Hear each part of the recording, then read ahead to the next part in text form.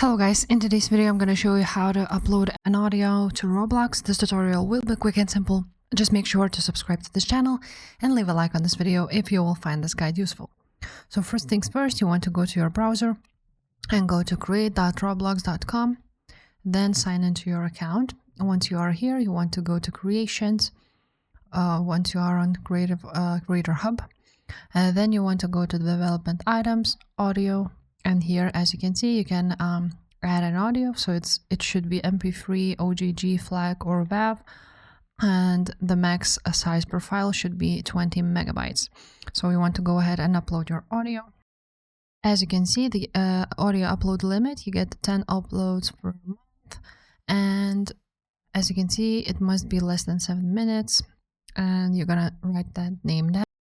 And now after that, click upload.